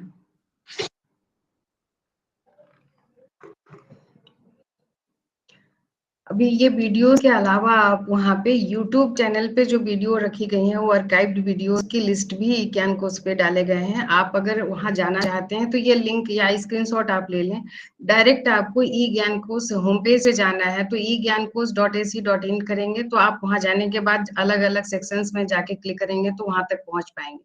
वहाँ बहुत सारी इंफॉर्मेशन है। अगर आपको सिर्फ सेल्फ लर्निंग मटेरियल पे जाना है तो आप याद रखेंगे कि आपको egyankosh.ac.in के बाद सिर्फ हैंडल और 1 2 3 4 5 6 7 8 9 और ऑब्लिक करिए और 380 डालेंगे तो आप सेल्फ लर्निंग मटेरियल में डायरेक्ट चले जाएंगे। आप अपने स्कूल को सेलेक्ट करेंगे, फिर उसके स्टडी मटेरियल्स में जाने के लिए आप अपने प्रोग्राम को देखेंगे, कौन सा प्रोग्राम है, वेदर वो सर्टिफिकेट में आता है या डिप्लोमा में आता है, पीजी डिप्लोमा में आता है या फिर ग्रेजुएशन या पोस्ट ग्रेजुएशन। ये आपको एक लिस्ट मिलेगा जिसमें आप अपने, अगर एमसीए का प्रोग्राम है तो आपको पोस्ट ग्रेजुएट सेलेक्ट करने के बाद में आपका एमसीए न्यू आ जाएगा और एमसीए न्यू में जाने के बाद फिर आप उसको क्लिक करने पे अपने सारे वो जो भी आपके स्टडी मटेरियल्स हैं वहाँ पे आपको उपलब्ध मिलेंगे। वहीं पे आपका एक प्रोग्राम गाइड भी डाला हुआ है, जो अभी शुरुआत में मैंने बोला था कि आपको अपने प्रोग्राम गाइड को पढ़ना चाहिए। तो वहाँ प्रोग्राम गाइड को, किताबों को पढ़ने के पहले आपको सबसे पहले अपने पूरे प्रोग्राम के हर वो स्ट्रक्चर जो अभी मैं बताऊंगी आपको, लेकिन वो डिटेल में वहाँ पे मिलेगा और उसको टाइम टू टाइम, कभी कभी 5 महीने 6 महीने पे उसको फिर से पढ़ लीजिए ताकि आपकी कोई एक्टिविटी छूट रही हो तो फिर से आपको याद हो जाएगी। तो यहाँ जाने से आपको जो आपकी प्रिंट मटेरियल आती है उसकी सॉफ्ट कॉपीज मिलेंगी। उसके बाद ये आपको अगर वीडियोस देखने हैं, जो हमारे यूट्यूब चैनल्स होते हैं, तो हमारा रीजनल सेंटर भी रखा है और वहाँ हेडक्वार्टर इग्नू से भी आती है वो वीडियोस, तो वहाँ पे वो डाल दी जाती हैं। वो अपलोडेड वीडियोस देखने के लिए आपको फिर से वहीं जाना है ई ज्ञान कोश में और वो हैंडल डालेंगे, ऑब्लिक करेंगे, फिर 1 2 3 4 5 6 7 8 9 यहाँ हमने मेंशन कर दिया है और 3 5 7 4 8 डालेंगे तो आप आर्काइव वीडियोस में चले जाएंगे। फिर आपको वो ज्यादा ढूंढने की जरूरत नहीं पड़ेगी। ऐसे बहुत अच्छा है कि आप ई ज्ञान कोश में जाए तो कौन सी चीजें कहाँ पे है उसको जरूर एक बार सर्च करके एक बार देख लेंगे तो आप इन सब जगहों पे बहुत आसानी से पहुंच सकते हैं। एक स्वयं प्रभा चैनल है जिससे हम इंस्ट्रक्शनल जो आपके मटेरियल्स मिलते हैं उनको सपोर्ट करने के लिए लाइव सेशंस का भी अरेंजमेंट होता है। जो ये गवर्नमेंट का पेज है, यहाँ पे इग्नू को भी एक साइट मिला है जहाँ जो चैनल 19 के नाम से जाना जाता है। वहाँ पे हमेशा ही एसओसीआईएस के वीडियोस जो लाइव सेशंस होते हैं उसको या तो आर्काइव वीडियो में डाल दिया जाता है या उसी टाइम पे वो वीडियो आप देख के पूरे अक्रॉस द कंट्री और ये बाहर भी जो हमारे कंट्री से बाहर स्टूडेंट होते हैं उन सब के लिए ये लाइव चैनल है, जो उस समय देख के उसी डायरेक्ट वहाँ पे क्वेश्चन आंसर भी टाइप मोड में जाके कर सकता है या फिर उन काउंसलर के थ्रू नेक्स्ट सेशन में उनके ईमेल्स पे या फिर मैसेज में वो क्वेश्चंस डाल के उसका लाभ उठाते हैं स्टूडेंट। जो कई बार हम लोगों ने यहाँ से रीजनल सेंटर पटना से भी कंडक्ट कराया है, पर एमसीए न्यू के लिए हम नहीं कराते हैं। पर हमारे जो वीडियोज हैं वो अवेलेबल हैं, जो स्वयं प्रभा पे लाइव सेशंस होते हैं उनके वीडियोज को आप देखने के लिए आप जो लिंक दिया गया है उस पर जाएंगे और वहाँ पे अपने पसंद की वीडियो, जिस भी टीचर का आपको वीडियो पसंद आता है उसको आप देख के वहां से भी आप अपने कंटेंट के सपोर्ट में वो रेफरेंस ले सकते हैं। काउंसलिंग और कॉन्टैक्ट प्रोग्राम्स, आपको ये पता होगा कि जब भी कोई स्टूडेंट रेगुलर मोड में पढ़ाई करने जाता है तो उसको वहाँ पे लेक्चर्स दिए जाते हैं। स्टूडेंट टीचर आके लेक्चर दे के उसके कंटेंट के बारे में बता के चले जाते हैं। स्टूडेंट्स के डाउट बहुत ज्यादा क्लियर नहीं हो पाते हैं, पर लेक्चर अटेंड करना जरूरी होता है अटेंडेंस की वजह से। हमारे यहाँ अटेंडेंस की कोई बाध्यता नहीं होती है, पर फेस टू फेस ये कॉन्टैक्ट प्रोग्राम डाला जाता है जिसमें आपके एकेडमिक काउंसलर जो कॉलेजेस के ही होते हैं, जो प्रोफेसर्स होते हैं वही हमारे एकेडमिक काउंसलर होते हैं, जो आपके ये कॉन्टैक्ट प्रोग्राम शेड्यूल करने के बाद क्लासेस में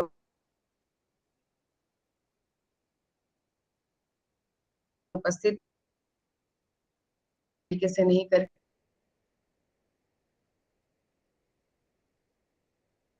के वो काउंसलिंग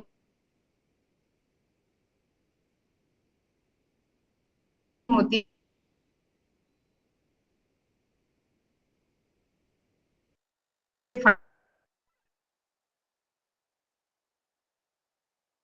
तो आपका एक ग्रुप बन जाता है जहां आप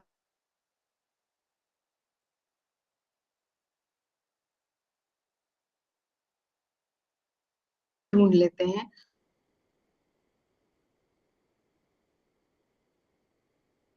और उस ग्रुप से प्रैक्टिकल्स या प्रोजेक्ट से संबंधित जो भी इंफॉर्मेशन आती है एक दूसरे से शेयर करते रहते हैं, ना सिर्फ कि आपका वेबसाइट भी बताते रहते हैं। तो ये जो face to face contact programme होता है उसको जरूर अटेंड करना चाहिए। इसके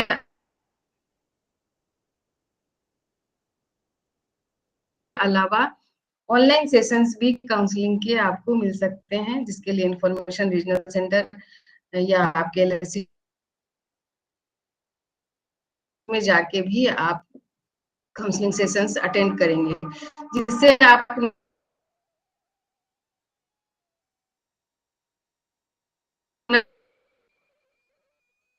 से संबंधित इश्यूज या प्रोजेक्ट से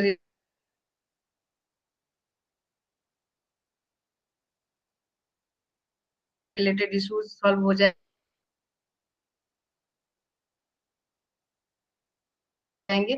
बल्कि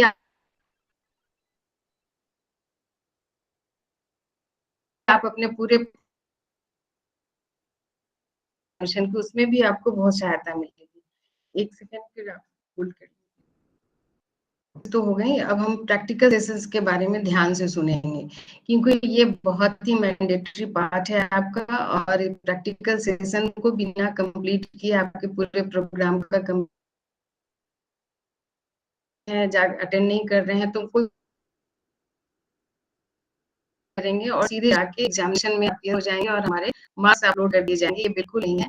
प्रैक्टिकल सेशन जो है वो या तो स्टैंडर्ड या फिर आपके हर वो लैब कोर्स जो आपने ऑप्ट किए हुए हैं उसमें आपके 75% अटेंडेंस कंपलसरी है, और वहां जाके आपको अपना अटेंडेंस भी ध्यान से बनाना है। अगर आपने सेशन अटेंड किए हैं तो इसका जरूर ध्यान रखिए कि जहाँ भी कोई रजिस्टर या कोई पेज अटेंडेंस की घूम रही है तो उसमें आप अपना अटेंडेंस जरूर बनाएंगे, और वो अटेंडेंस सीट जो है वो हमारे पास आती है। ये अटेंडेंस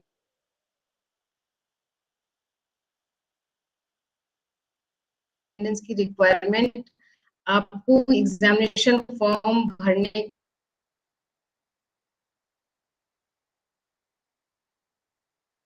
के पहले ध्यान से ये देखना होगा कि आपने 75% अटेंडेंस पूरे किए हैं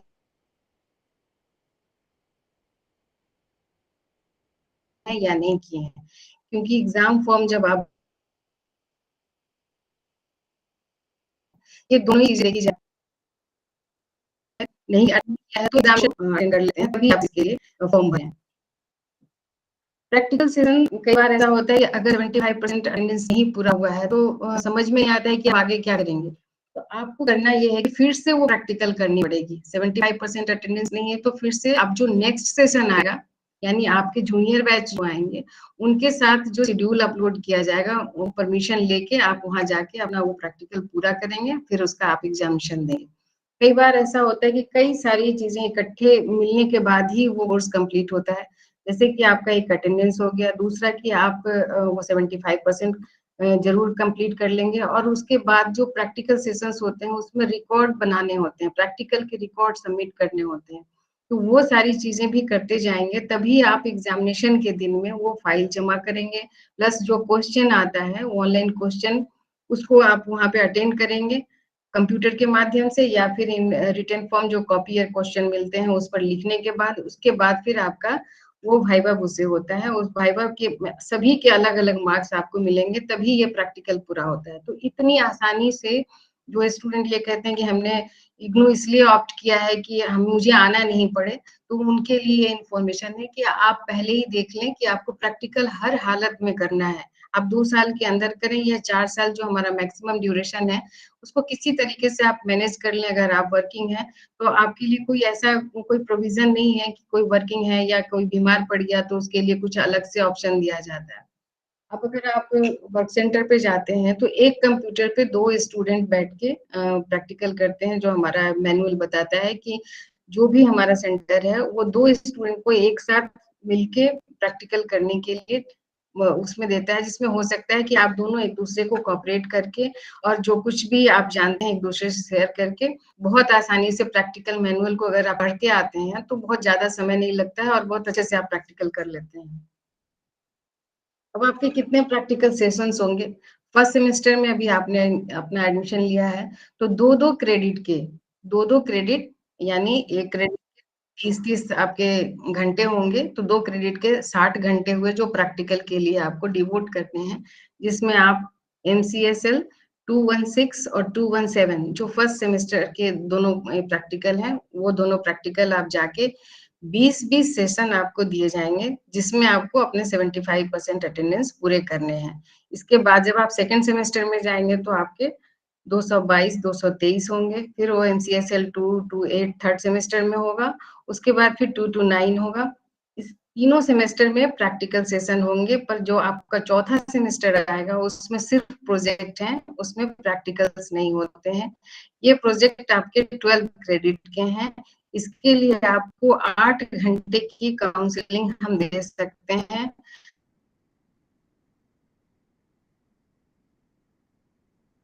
अगर आप डिमांड करते हैं तो, क्योंकि ये प्रोजेक्ट कैसे बनना है ये आप बिल्कुल जानना नहीं चाहते हैं और कहीं कोई सीनियर आपका अगर कुछ करके प्रोजेक्ट जमा किया है तो सेम उसकी कॉपी कर लेते हैं और यहाँ जमा करके फिर आपको या तो मार्क्स अच्छे नहीं आते हैं या फिर वो आप कॉपी दिखती है तो वो आप उसमें फेल कर जाते हैं। कैसे प्रोजेक्ट बनाना है उसके लिए एक सेशन हम ऑर्गेनाइज करेंगे। इसमें 8 सेशन में अगर ऐसा लगेगा कि आप बहुत कम समय में पूरी कर ले रहे हैं तो ये 8 सेशन को हम 4 सेशन में ही कंप्लीट कर ऑनलाइन ही करें, जिसमें आप जरूर आएंगे। ऐसा जिस तरीके से मैं इन्फॉर्म कर रही हूँ आपको आज ही कि आपके वो जब आप 3 सेमेस्टर कंप्लीट कर लेंगे तो जैसे ही आपका चौथा सेमेस्टर आएगा उससे पहले ये इन्फॉर्मेशन आपके पास जाएगी और इस सेशन में आप आएंगे और आपको सारे प्रोजेक्ट से रिलेटेड फिर से एक बार मैं आपको बताऊंगी किस तरीके से ये प्रोजेक्ट बनना चाहिए, ताकि आपका टाइम जो आप वेस्ट कर लेते हैं कई बार फेल करके रीसबमिट करके, वो सारी दिक्कतें आपको नहीं आए। 75% अटेंडेंस में बार-बार इसलिए बोल रही हूँ कि इसकी वजह से अभी पिछले सेशन में बहुत सारी समस्याएं आई थी। लोग 1 दिन 2 दिन को बोल रहे थे कि हम 1 दिन तो किए थे ना इसलिए मुझे अलाउ कर दिया जाए। ये ऐसी नौबत नहीं आनी चाहिए और आप सभी ध्यान से अगर इस चीज को करेंगे तो आपके काउंसलर को भी खुद से ज्यादा अटेंटिव होके आपको प्रैक्टिकल करवाएंगे और आप सीखेंगे जाके वहाँ पे और ना सिर्फ जाके वहाँ अटेंडेंस बनाएंगे। अटेंडेंस इंपॉर्टेंट है, इसका मतलब ये नहीं है कि आप सिर्फ जाके वहाँ पे डिमांड करेंगे कि हम आ गए हैं इसलिए अटेंडेंस बनाने दीजिए। ये छोटी-छोटी बातें हैं जो प्रैक्टिकली हम फेस कर रहे हैं इन दिनों। तो ऐसा नहीं करना है कि हम ऑनलाइन स्टूडेंट है, ओएल के लर्नर है इसलिए हमारे लिए अटेंडेंस नहीं होगा। जो भी प्रैक्टिकल करने जाएगा उसके लिए अटेंडेंस बहुत ही इम्पोर्टेंट है। इवैल्यूएशन सिस्टम अभी मैंने थोड़ा-सा बताया था आपको कि किस तरीके से इसका इवैल्यूएशन होगा। जिनके 75% अटेंडेंस हो जाएंगे और उन्होंने ऑनलाइन अपना एग्जामिनेशन फॉर्म भी डाला है प्रैक्टिकल के लिए, वो सारे स्टूडेंट को एक डेट शीट आती है जिसमें इंफॉर्मेशन दे दी जाती है उनको कि इस डेट पे आपके एग्जामिनेशंस हैं और आपको फिर से वही वर्क सेंटर पे जाना है जहाँ पे आपके एग्जामिनर्स होंगे। पहले काउंसलर होते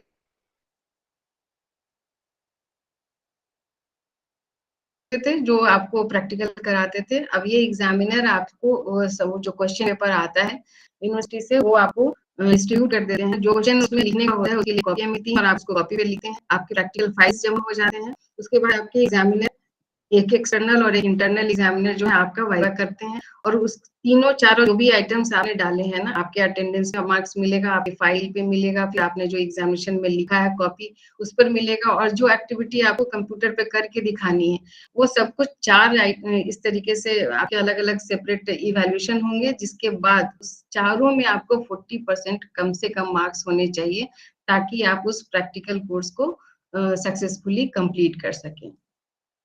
अगर कोई स्टूडेंट किसी भी इस चारों एक्टिविटी में से कोई फेल कर जाता है, उसको मिनिमम पासिंग मार्क्स नहीं आता है तो उसको फिर से प्रोराटा फी या मिस्ड प्रैक्टिकल का फी जमा करना होता है।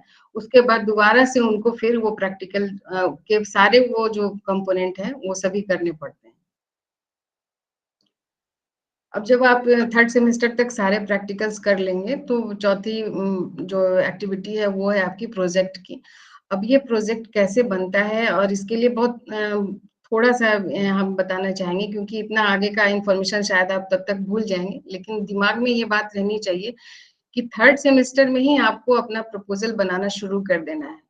इस फोर्थ सेमेस्टर का इंतजार करते करते बहुत सारा समय आपका बर्बाद हो जाता है, इसलिए थर्ड सेमेस्टर में आते ही बाकी जितनी असाइनमेंट लिखनी हो, प्रैक्टिकल करनी हो, उसके अलावा आपको अपने एक सुपरवाइजर के बारे में सोचना है कि ये प्रोजेक्ट तैयार करने के लिए किसी से गाइडेंस लेना है मुझे और ये कौन होंगे जो आपके प्रोजेक्ट मैनुअल में उसकी एलिजिबिलिटी लिखी गई है कि आपके वो जो भी काउंसलर हैं उसके अलावा, सर एक मीटिंग हो रही है, उसके अलावा आप खुद से भी अपने लिए एक सुपरवाइजर ढूंढ सकते हैं। तो उनकी एलिजिबिलिटी क्या होगी, जो भी एलिजिबिलिटी है लिखी गई है वहां पे, वो खुद से भी आप ढूंढ के लाएंगे, पर आप अपने मर्जी से उनको नहीं सेलेक्ट कर सकते हैं। उनके बायोडाटा के साथ उनका एक्सपीरियंस लगा के उनके एजुकेशनल क्वालिफिकेशन की सर्टिफिकेट आपको रीजनल सेंटर में आके जमा करनी पड़ेगी थर्ड सेमेस्टर में ही। अगर आप किसी को अपना गाइड बनाना चाहते हैं तो उसकी इंफॉर्मेशन रीजनल सेंटर में आके देंगे, हम उनकी एलिजिबिलिटी चेक करते हैं, अगर वो एलिजिबल होते हैं तो हम अलाउ कर देते हैं कि ठीक है आप इनके अंडर में आप अपना प्रोजेक्ट वर्क जो है वो पूरा कर लीजिए।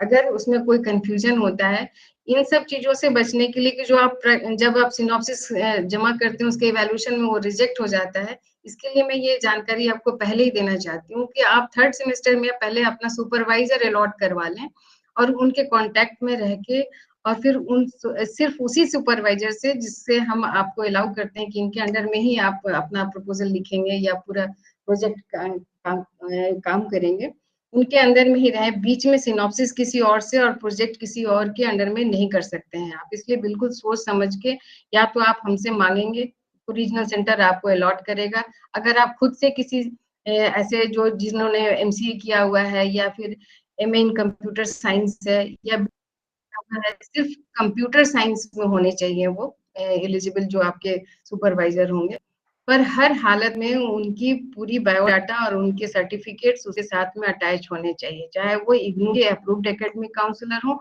या फिर वो बाहर से आपने सेलेक्ट किया हुआ है। और ये सारे प्रोजेक्ट मैनुअल में लिखे गए हैं। प्रोजेक्ट शुरू करने के पहले आपको जिस तरीके से मैंने बताया कि प्रोग्राम गाइड पढ़ना चाहिए आपको अपने प्रोग्राम की एक्टिविटीज शुरू करने से पहले, प्रोजेक्ट शुरू करने के पहले या प्रैक्टिकल शुरू करने के पहले दोनों के मैनुअल्स भी हमारे ई ज्ञान कोश पे उपलब्ध हैं। अगर आपके पास हार्ड कॉपी में नहीं आई है तो उसको जरूर एक बार पहले पढ़ लीजिए, फिर काम शुरू करेंगे।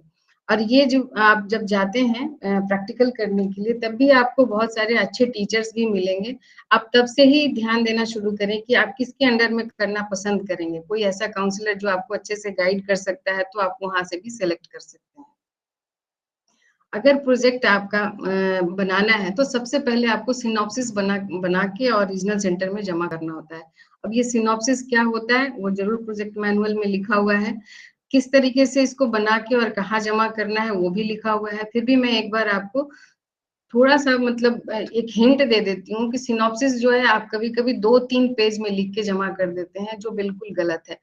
ये पूरी जितने भी आप में उसमें पेपर अटैच करते हैं आप उसमें शुरुआत के 2-3 पेपर जो कंपलसरीली उसमें लिखने हैं, आपके पर्सनल इंफॉर्मेशन होते हैं या फिर आई कार्ड का अटैचमेंट है, इन सब के अलावा आपको 12 से 15 पेज में वो सिनॉप्सिस लिखने हैं जिसमें आपको पूरी तरीके से आपका वो जो टॉपिक है कंप्यूटर का भी जो सॉफ्टवेयर डेवलपमेंट है, सॉफ्टवेयर डेवलपमेंट से इतर आप नहीं कर सकते हैं काम, कोई भी टॉपिक आप नहीं सेलेक्ट कर सकते हैं।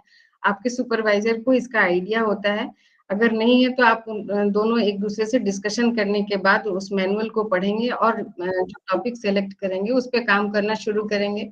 उस सिनॉप्सिस में 10 मिनट रुक जाइए। उस टॉपिक पे काम करने पर सिनॉप्सिस जो आप बनाते हैं वो पूरी ब्लूप्रिंट होती है पूरे प्रोजेक्ट वर्क की, यानी आपको एक खाका खींचना होता है कि आप पूरी एक्टिविटी जो प्रोजेक्ट में करने वाले हैं उसको आप सिनॉप्सिस में मेंशन करते हैं, जिसमें ऑब्जेक्टिव आपकी बहुत ध्यान से लिखनी पड़ती है। अगर ऑब्जेक्टिव क्लियर नहीं है, आपका टॉपिक क्लियर नहीं है, तो आगे का इवैल्यूएशन संभव नहीं हो पाता है और आपके सिनॉप्सिस को रिजेक्ट कर दिया जाता है। यानी आपको दो इंपॉर्टेंट चीजों का ख्याल रखना है, जिसमें आपके एक तो सुपरवाइजर का, जो सुपरवाइजर आपने सेलेक्ट किया है वो अप्रूव्ड होने चाहिए, और आपकी टॉपिक के अलावा उसमें ऑब्जेक्टिव्स आपके क्लियर होने चाहिए, जो सॉफ्टवेयर डेवलपमेंट से रिलेटेड टॉपिक ही अप्रूव होती हैं।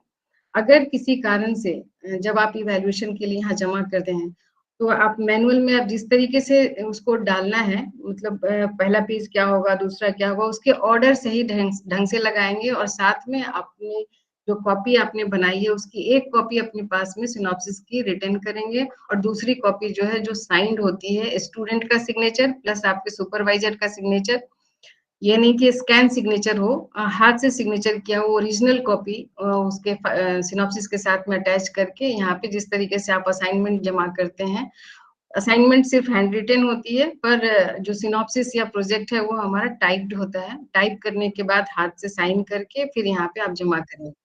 अब ये परफॉर्मा जो है आपके मैनुअल्स में अटैच किए गए हैं, जो सिनॉप्सिस का परफॉर्मा है, उसमें एक अप्रूवल पेज आता है, आपके कोर्स कोड ऊपर में मेंशन होते हैं, उसकी प्रिंट आउट आप निकालते हैं, उसको पूरी तरीके से भर के फिर आप स्टूडेंट खुद साइन करता है, उसके बाद वो सुपरवाइजर का सिग्नेचर होता है, और जो इवैल्यूएटर हमारे होते हैं वो भी फिर उसका इवैल्यूएशन करने के बाद वो अप्रूव हुआ या नहीं हुआ उसके बारे में वहाँ पे टिक लगाते हैं। अगर अप्रूव नहीं हुआ है या फिर किसी सजेशन को देना चाहते हैं, तो उसमें एक कॉलम होता है जिसमें आपको सजेशन भी दे दिया जाता है। रिजेक्शन होने के दौरान उसमें वो कारण, किस कारण से वो रिजेक्ट हो रहा है, वो भी उसमें डाल दिया जाता है। तो वो परफॉर्मा जरूर अटैच करना चाहिए। साथ में आपको अपना जो फर्स्ट पेज है उसमें अपनी पूरी इंफॉर्मेशन देनी है, प्रोग्राम, एनरोलमेंट नंबर, सेशन, जितनी भी आप ईमेल आईडी है, मोबाइल नंबर है, वो सब कुछ दे दीजिए। उसके बाद आई कार्ड जरूर अटैच कर दीजिए। अगर कई बार कुछ इन्फॉर्मेशन गलत होती है तो हम उसे वेरीफाई कर लेते हैं। ये सारी चीजें होने के बाद जो आपकी एक्टिविटी है वो सिनॉप्सिस कब जमा होनी है, तैयार होने के बाद में कब से आप तैयारी शुरू करेंगे, वो सब जानना भी बहुत जरूरी है। अब आप ये प्रोजेक्ट प्रपोजल यहाँ जमा करेंगे, कब जमा करेंगे वो आप इसको आप या तो स्क्रीनशॉट लेके रख लीजिए, मैं तो आपको 1 बाय 1 बता ही दूंगी। लेकिन आप जब फाइनल प्रोजेक्ट बनाएंगे तो आपका जो अप्रूवल का पेज है वो आपके पास होना चाहिए। इसके साथ ही वो सिनॉप्सिस जो है, वो सिनॉप्सिस जो जिसका इवैल्यूएशन हमने कराया था, वो सिनॉप्सिस भी अपने पास रखेंगे, और उस गाइड का बायोडाटा भी उसमें अटैच करेंगे। ना सिर्फ सिनॉप्सिस में ये जरूरी थी, फाइनल प्रोजेक्ट में ये सब कुछ इंक्लूड होना चाहिए। और ये टाइप कैसे होना चाहिए, एक सिंगल पेज होगा A4 साइज पेपर का, जिसमें आपके double spaced A4 size paper में 50 से लेके 80 पेज जरूर होंगे उसमें। 30, 40 या 25 पेज के होते हैं, और कभी-कभी तो कोई इतना मोटा जमा होता है, यहाँ पे जैसे लगता है कि वो पीएचडी की थीसिस जमा कर रहे हैं। जितना काम करना है उतना ही आपको करना है, कहीं से भी कुछ इसको बाई करके नहीं लाना है। परचेज करने पे भी वो रिजेक्ट हो जाता है या फिर आप फेल कर दिए जाते हैं। कई बार यूएफएम बुक होने पर इसमें बहुत समस्याएं आती हैं और बहुत ज्यादा पैसा लगता है फिर आपको दोबारा इसको रिसबमिट करने के लिए। तो इन सब इंफॉर्मेशन को आप जरूर ध्यान से आज सुन लेंगे कि कब करेंगे। जैसे जनवरी के जो स्टूडेंट है वो उनका हर सेशन जो है इसी तरीके से जनवरी जुलाई आता जाएगा। जब आप थर्ड सेमेस्टर या फोर्थ सेमेस्टर में पहुंच जाएंगे, थर्ड सेमेस्टर में आने के साथ आप सिनॉप्सिस बना लेंगे। फोर्थ सेमेस्टर की शुरुआत में ही आके यहाँ पे जिस तरीके से आप असाइनमेंट जमा करने आ रहे हैं, तो ये टाइम पीरियड है जब आप सिनॉप्सिस जमा करते हैं 1 अप्रैल टू 30 जून। और जो 1 अप्रैल से 30 जून में जमा करता है उसका इवैल्यूएशन हो जाता है, और उसका फाइनल प्रोजेक्ट जो है हम वो अगले सेशन के जो आपके टर्म एंड एग्जामिनेशन होते हैं उसके लिए फाइनल वाइवा वोसे के लिए उसको हम रख लेते हैं। तो इन सब जो डेट्स हमने लिखे हैं उसको भी आप ध्यान से याद करके रखेंगे कि आपको सिनॉप्सिस कब जमा करना है। अगर आप मिस कर जाते हैं, अपने सेशन में वो सिनॉप्सिस नहीं जमा कर पाते हैं, तो कभी भी इसको आप नहीं जमा कर सकते। जब ये टाइम शुरू होगा तभी आप सिनॉप्सिस देंगे। यानी आप इस बार मिस कर गए तो आप अगले सेशन के स्टूडेंट के साथ में अपने सिनॉप्सिस जमा करेंगे, उसका इवैल्यूएशन होगा, फिर आप फाइनल प्रोजेक्ट के लिए आपको इन्फॉर्मेशन मिलेगी, और फाइनल प्रोजेक्ट जो है आप उस आने वाले टर्म एंड एग्जामिनेशन में असाइनमेंट का जो सबमिशन डेट होता है उसके साथ ही ये सारे डेट्स होते हैं। कि इन सब चीजों का आप प्रोजेक्ट के लिए ध्यान से इसको याद करके रखेंगे। अब आती है बात असाइनमेंट की, जो जनरली सबको पता हो जाती हैं। A4 साइज पे बनाना है, हैंड रिटन होना चाहिए, क्वेश्चन हमने बताए हैं वेबसाइट पे उपलब्ध होते हैं, वहां से डाउनलोड कर लेंगे। और ज्यादातर बहुत थोड़ा थिक पेपर यूज करें, दोनों साइड ना लिखें, एक साइड ही लिखें। रूलिंग पेज में लिखेंगे तो ज्यादा लाइन जो है वो ज्यादा गड़बड़ नहीं होती है। जितना नीट एंड क्लीन और जितना आप अच्छे ढंग से लिखेंगे, आपके मार्क्स भी उतने अच्छे आते हैं। आपको मालूम है कि असाइनमेंट और थ्योरी दोनों के परसेंटेज जो है वो डिवाइड करके रखे गए हैं। 70 एंड 30 के रेशियो में आपके मार्क्स आते हैं। असाइनमेंट में अच्छे मार्क्स आएंगे, उसके 30% मार्क्स जो है आपके फाइनल ग्रेड में जोड़ दिए जाएंगे। और आप जो 100 मार्क्स की थ्योरी एग्जाम्स देते हैं, उसके 70% जो है ना, उसके वेटेज जो है वो आपके ग्रेड कार्ड पे अंकित हो जाते हैं। असाइनमेंट के साथ में बहुत सारी प्रॉब्लम्स तब आती हैं जब आप ये कहते हैं कि मुझे मार्क्स कम क्यों आया, इसका रीइवैल्यूएशन नहीं होता है। आप एक बार पहली बार ही बहुत अच्छे से, अगर 4-5 क्वेश्चन जितने भी लिखने हैं, सारे क्वेश्चन अटेम्प्ट करिए। सभी क्वेश्चंस को अपने लैंग्वेज में लिखेंगे। हर एक क्वेश्चन के बाद में आप उसी पेज से फिर नहीं शुरू कीजिए, नेक्स्ट क्वेश्चन को आप ऊपर में लिखेंगे, क्वेश्चन को अटैच भी करेंगे साथ में जमा करने के पहले।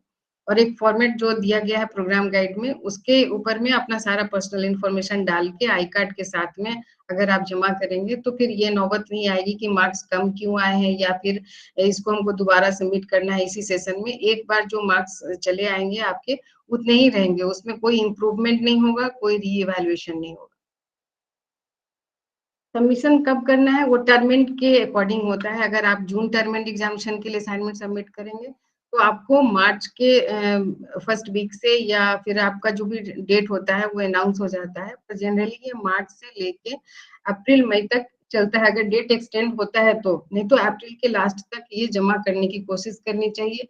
मई में भी हो सकता है कि मिड ऑफ द मई तक ये डेट एक्सटेंड हो। अगर नहीं होता है तो इसी दौरान आपको अपना जो रिटन असाइनमेंट है वो सबमिट कर लेना है। टर्म एंड एग्जामिनेशन के लिए ऑनलाइन लिंक जहां से आपने एडमिशन लिया है वही मिलेगी। और वो लिंक जो है 200 रुपए पर पेपर के अकॉर्डिंग आपको वहाँ पे फी जमा करने पे सारे अपने पर्सनल इंफॉर्मेशन और जिन कोर्सेज को आप एग्जामिनेशन देना चाहते हैं, जिसकी तैयारी हो चुकी है, उन कोर्सेज को आप ऑप्ट करते हैं। उसके बाद आपके हॉल टिकट्स उपलब्ध होते हैं हमारे वेबसाइट पे। और उस टर्मेंट के वेबसाइट पे जब आप वेबसाइट पे जाते हैं तो हॉल टिकट जहाँ पे लिखा होगा टर्म एंड एग्जामिनेशन जिसके लिए आपने अप्लाई किया है, वो 15 से 20 दिन पहले अवेलेबल हो जाती है। वहां से आप उसको डाउनलोड करके अच्छी तरीके से देखेंगे कि आपने जो भी कोर्स ऑप्ट किए थे वो उसमें मेंशन है या नहीं है। इसके अलावा उसके जो आपके एग्जामिनेशन सेंटर जो आप कई बार जो भरते हैं शायद नहीं मिलता है, सीट की अवेलेबिलिटी नहीं होती है, तो एग्जाम सेंटर भी देखना बहुत जरूरी है। कई बार आप एग्जामिनेशन सेंटर में चले जाते हैं और आपको पता नहीं होता है कि मुझे कौन सा एग्जाम सेंटर अलॉट किया गया है। इसका भी ध्यान रखेंगे आप, और समय से जाके आप अपने टर्म एंड एग्जामिनेशन में जो आपने असाइनमेंट की तैयारी करते समय या उसकी तैयारी अगर एग्जामिनेशन के लिए की है थ्योरी पेपर की, तो अच्छे ढंग से जाके वहाँ पे अपने पेपर्स लिखेंगे। और मुझे लगता है कि असाइनमेंट अगर अच्छे मार्क्स आपको आ जाते हैं तो आपके ग्रेड्स बहुत अच्छे आएंगे और अच्छे अंकों से आप अपना ये टर्म एंड एग्जामिनेशन कंप्लीट कर पाएंगे।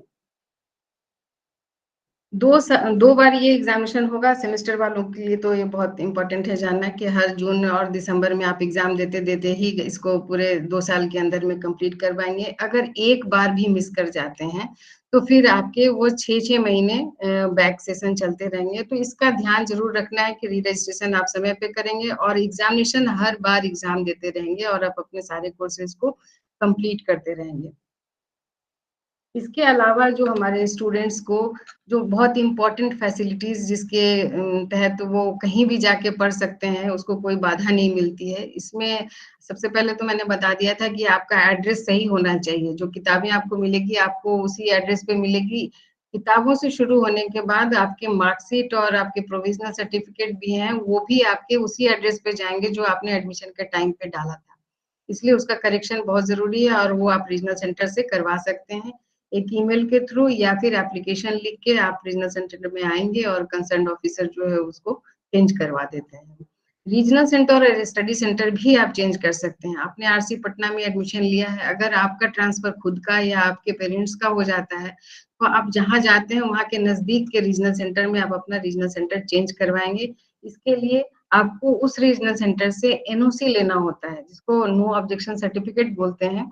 अगर उनको कोई भी परेशानी नहीं है आपको सपोर्ट सर्विसेज देने में, तो ही हम आपका रीजनल सेंटर यहाँ से ट्रांसफर कर देते हैं, जिसके लिए कभी भी कोई ऑब्जेक्शन नहीं होता है। हमेशा ये एनओसी मिल जाती है और एनओसी के साथ एक एप्लीकेशन आप रीजनल सेंटर पटना को जमा करेंगे तो हम उसका आपका रीजनल सेंटर जहां आप चाहते हैं वहां पे चेंज कर देते हैं। अगर आप इसी रीजनल सेंटर में रहते हुए अगर कई सारे स्टडी सेंटर होते हैं, अभी तो आपके पास ऑप्शन नहीं है क्योंकि सिर्फ एमसीए प्रोग्राम 0500 में ही एक्टिवेटेड है। तो अगर 2-4 होते तो आप अपने मर्जी के अकॉर्डिंग, अपनी सुविधा के अकॉर्डिंग उसको चेंज करवा सकते थे। जो भी एग्जामिनेशन में अपीयर होते हैं वो कहीं भी दे सकते हैं। रीजनल सेंटर के जो हमारे रीजनल सेंटर पटना के अंदर आने वाले एग्जाम सेंटर के अलावा वो अक्रॉस द कंट्री कहीं भी कोई एग्जाम सेंटर जो इग्नू एस्टेब्लिश करती है, आप एग्जामिनेशन फॉर्म भरते समय आपको ये सुविधा दी जाती है कि आप कहीं भी जाके एग्जामिनेशन दें, आप अपनी सुविधा के अनुसार। ईमेल आईडी, मोबाइल नंबर, आपका नेम, ये सब मैंने पहले ही बता दिया है, जिसका करेक्शन भी बहुत इजीली हो जाता है, जिसके लिए कोई शुल्क भी नहीं लिया जाता। ये सोशल मीडिया प्लेटफॉर्म पे जाना आप सभी एमसीए के स्टूडेंट्स के लिए बताने की जरूरत नहीं है कि कितना इम्पोर्टेंट है ये सोशल मीडिया प्लेटफॉर्म्स आपके लिए। आप अपने जीवन का बहुत बड़ा समय जो है ना सोशल मीडिया में ही इंगेज करके लगा देते हैं। तो हम सभी अपने जितने भी रीजनल सेंटर या हमारे एलएससीज भी हैं कई सारे, या इग्नू जो हेडक्वार्टर है, वो सभी इन सोशल मीडिया पर भी उपलब्ध हैं। और रीजनल सेंटर पटना के लिए आप हमारा जैसे ही वेबसाइट खोलेंगे तो उसमें फेसबुक और ट्विटर, इंस्टाग्राम या हमारा जो चैनल्स है, यूट्यूब चैनल या टेलीग्राम है, ये सभी के आइकन्स लगे हुए हैं। आपको ये लिंक अगर याद नहीं भी रहे तो आप सिर्फ आरसी पटना के वेबसाइट पे जाएंगे और सिर्फ उन लिंक को क्लिक करेंगे और डायरेक्ट आप उसमें एंटर कर जाएंगे। आप उसको फॉलो करेंगे, लाइक कर लेंगे, नोटिफिकेशन के लिए बेल जहाँ दबाना है वो प्रेस कर लेंगे। इस तरीके से आपको जो जिस पर आप ज्यादातर रहते हैं उसको जरूर आप जाके वहाँ पे फॉलो कर लीजिए। जैसे फेसबुक पे हर वो स्टूडेंट होगा तो आप फेसबुक पे भी जाइए, यहाँ पे तमाम वो इन्फॉर्मेशन जो आपकी पढ़ाई के दौरान हम शेयर करना चाहते हैं मैसेज के अलावा हम इन जगहों पर भी डालते हैं। अगर आप वहाँ मिस कर जाते हैं तो यहाँ भी आपके शेड्यूल्स होंगे, शेड्यूल से रिलेटेड छोटे छोटे वीडियोज होंगे, या जो काउंसलिंग क्लासेज होती हैं वो भी जो अच्छी क्वालिटी की होती है वो वहाँ पे अपलोड कर दिए जाते हैं। इंस्टाग्राम पे अगर आप जाते हैं तो वहाँ भी हमारे वीडियोस आपको मिल सकते हैं। इसके अलावा जो टेलीग्राम चैनल है वहाँ पे ज्यादातर स्टूडेंट वहाँ जाना पसंद करते हैं और हमारे सारे इंफॉर्मेशन वो सभी जो जितने लिंक्स हम डालते हैं हर जगह वो वहाँ पे शेयर कर दिए जाते हैं। तो आप अपनी सुविधा के अनुसार, अपनी पसंद के अनुसार जिस चैनल पे आप जाना चाहते हैं वहाँ पे जाएं और वहाँ आप कुछ क्वेश्चन पूछ सकते हैं, या फिर नहीं अगर उसका कोई जवाब नहीं मिलता है तो ईमेल के थ्रू आप हमसे कांटेक्ट कर सकते हैं rcpatna@ignu.ac.in। आप मुझसे अगर प्रैक्टिकल और प्रोजेक्ट से रिलेटेड कुछ कोई परेशानी अगर आती है तो आप मुझे डायरेक्ट भी ईमेल कर सकते हैं। साथ में आप जरूर कॉपी करिएगा आरसी पटना, वो मेरा ईमेल आईडी है shalini shalini@ignu.ac.in। मैं प्रैक्टिकल प्रोजेक्ट के आपके सारे वो प्रॉब्लम जो भी तकलीफें आपको अगर हुई तो उसके लिए आपको मैं सजेस्ट कर सकती हूँ। ये हमारी तरफ से आप सबको छोटा सा इंफॉर्मेशन था। आई होप कि आप सबको बहुत इंफॉर्मेटिव लगा होगा और ये काम भी आएगा आपके पढ़ाई के दौरान। तो अभी मैं थोड़ी देर के लिए आप सब के साथ में 1 to 1 बात करूंगी कि आप को क्या अभी तक कुछ जो नहीं समझ में आई है बात, या आपका कोई डाउट है जिसके अगर कोई क्वेरी है तो आप हमसे पूछेंगे। और मैं विनोद जी से रिक्वेस्ट करूंगी कि इन सब का माइक आप ऑन कर दीजिए। बहुत सारे हैंड रेज हो चुके हैं, जिनके पास सवाल के जवाब हमारे सेशन के दौरान मिल चुके हैं वो लोग अपना हैंड डाउन कर लीजिए। जिनके फिर भी रह गए हैं सवाल वो सिर्फ क्वेश्चन पूछेंगे, सभी का पूछना जरूरी नहीं है। और एक चीज और भी याद रखिए, मिनट समय है हमारे पास। माइक ऑफ करिए। ज्ञान रंजन, मैम इको आ रही है?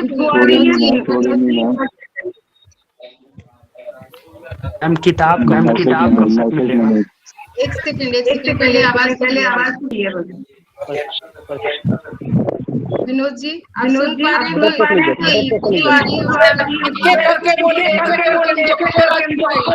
मैम चैट बॉक्स ऑन कर दीजिए ना, सबसे अच्छा रहेगा। बोलो ना चैट बॉक्स क्या बोलो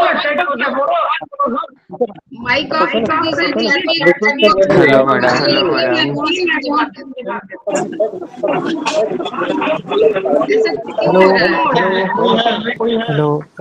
हेलो सर ऐसा दे दिए सर। मैम इको जैसा साउंड कर रहा है। मुझे भी दिक्कत हो रही है। 1 to 1 क्वेश्चन कीजिए, 1 to 1।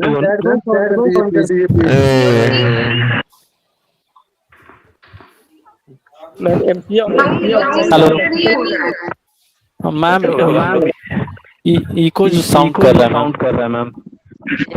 आपने वेट करो ना, उनको पता चलेगा, वो देख रहे होंगे। एक करके बोलिए। मैम चैट भाई साहब एक एक करके बोलिए ना। एमसीए ऑनलाइन का सभी अपना माइक ऑन कर लो, मैं नाम चैट बॉक्स ऑन कर दीजिए। विवेक राज, लेना जा दूसरा। मैम चैट बॉक्स ऑन कर दीजिए। प्रैक्टिकल कोर्स है आज कहाँ होगा?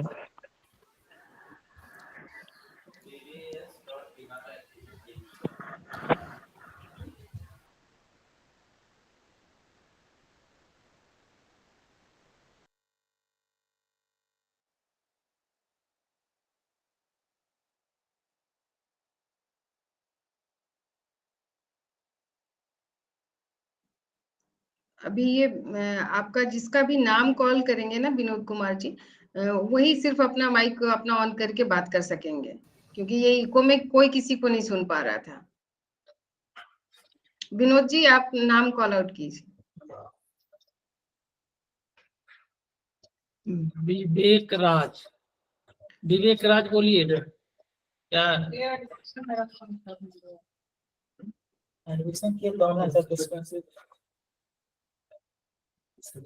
आवाज क्लियर नहीं है, आप जोर से बोलें। विवेक राज माइक ऑन करो।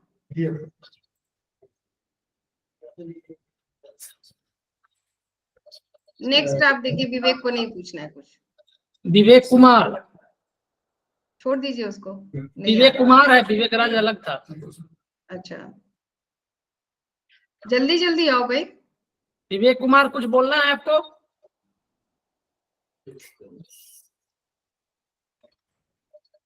किसी को कुछ नहीं बोलना है, जिसका भी नाम अभी कॉल कर रहे हैं नहीं बोल रहे हैं, उस समय सब एक साथ बोल रहे थे।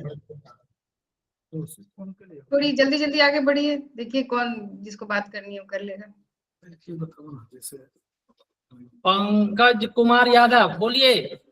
पंकज कुमार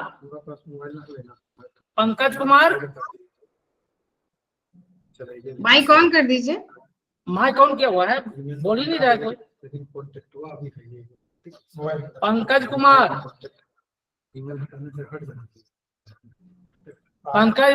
यादव।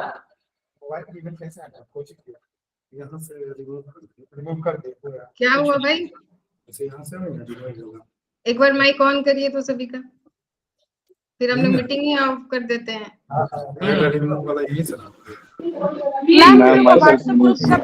माइक ऑफ पूछना है मैम। व्हाट्सएप ग्रुप हम नहीं बना सकते हैं, 450 ग्रुप नहीं संभाल सकते, इसके लिए आपसे ईमेल देखिए सभी का माइक ऑन होने मैम अटेंडेंस वाला क्राइटेरिया ओडीएल के लिए फिर से समझा सकते हैं सर।